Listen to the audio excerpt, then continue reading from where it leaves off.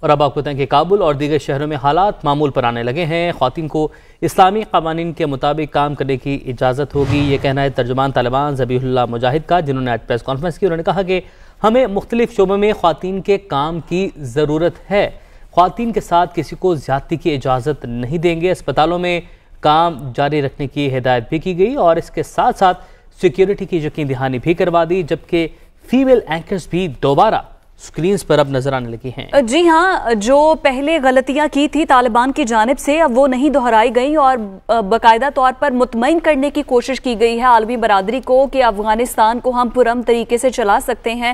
اور آپ کو بتاتے چلیں کہ ذبیح اللہ مجاہد نے جب پریس کانفرنس کی تو ان کا یہ کہنا تھا کہ خواتین کو اسلامی قوانین کے مطابق کام کی اجازت ہوگی۔ اسی سارے معاملے پر بات کرتے ہیں۔ بیورو چیف اسلام آباد خاور گھمن ہمارے ساتھ موجود ہیں۔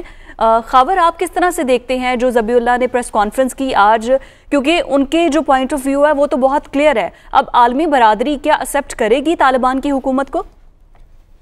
دیکھیں، بظاہر دو بڑے کنسرن تھے انٹرنیشنل کمیونٹی کو۔ ایک جو آپ نے بات کی خواتین کے حوالے سے، خواتین کے حقوق کے حوالے سے، کہ اگر ماضی کی اگر مثال دیکھی جائے 90s کے اندر تو وہ ایک بڑا ہی عجیب و غریب قسم کا دور گزرا ہے طالبان کا، تو پوری دنیا اس حوالے سے کافی زیادہ پریشان تھی کہ اب طالبان آ گیا تو خواتین کے ساتھ کس طرح کا یہ سلوک روا رکھیں گے۔ وہ آج ہم نے دیکھا کہ جس طرح خواتین اینکرز آ گئی، روڈز کے اوپر وہ اپنی رپورٹنگ کر رہی ہیں، تو یہ ایک اچھا ایک مثبت پہلو سامنے آ رہا ہے۔ اور آج جب پریس کانفرنس ہوئی اس میں بھی انہوں نے اس بات کا اعادہ کیا کہ جی کوئی بھی ماضی کی قدغن جس طرح ہوا تھا ایسا کچھ نہیں ہوگا۔ اس کے ساتھ ساتھ دنیا کو ایک اور بھی سب سے بڑا کنسرن یہ ہے کہ جو افغان کی سرزمین ہے وہ بریڈنگ گراؤنڈ نہ بنے جو دہشت گرد تنظیمیں ہیں ان کے لیے، اور وہاں سے بیٹھ کے پھر وہ تنظیمیں دوسرے ممالک کے اوپر کوئی دہشت گردی کے واقعات نہ کریں۔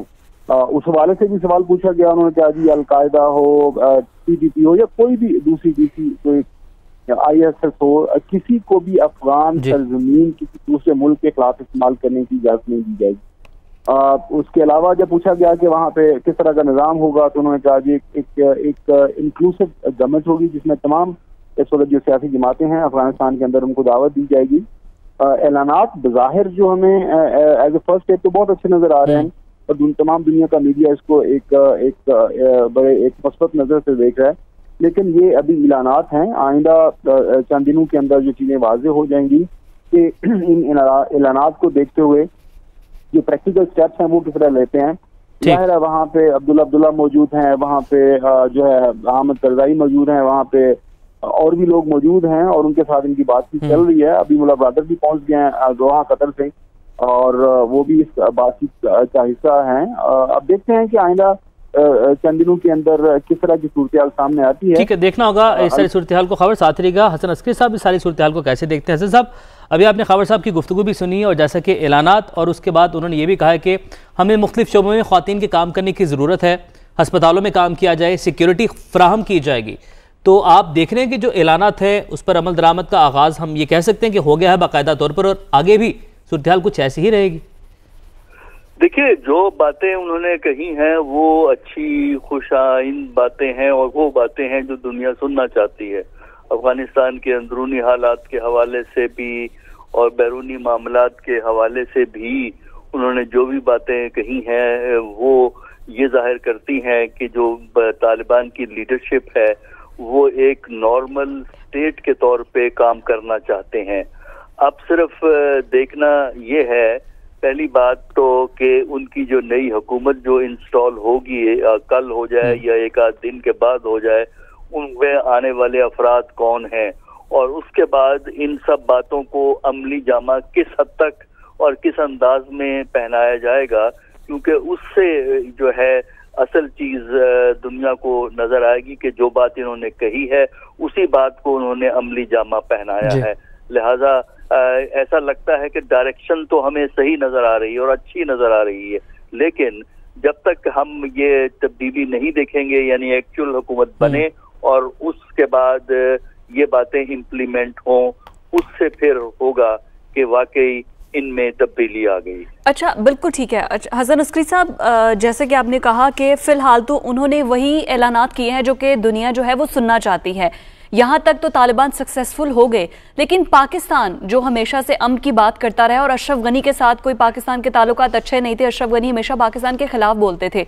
अब पाकिस्तान की सफारती तौर पर क्या कोशिशें होनी चाहिए तालिबान के साथ ताकि हमसाया ममालिक सुकून से रहें, इंडिया और पाकिस्तान वाला हाल ना हो? देखिए, पाकिस्तान की जो मौजूदा पॉलिसी है वो मेरा ख्याल है दुरुस्त सिमत में है। एक तो ये कि वो अंदरूनी मामलात में दखल देना नहीं चाहते और वो चाहते हैं कि रियासती मामलात जो हैं वही की हुकूमतें यानी अफगानिस्तान की हुकूमत तय करे। ये ख्वाहिशमंद हैं कि इस्तेहकाम हो, अंदरूनी मामलात दुरुस्ती बेहतरी से चलें और बैनुल अक़वामी ताल्लुकात भी बेहतर हों, क्योंकि पाकिस्तान इस्तेहकाम चाहता है अफगानिस्तान में।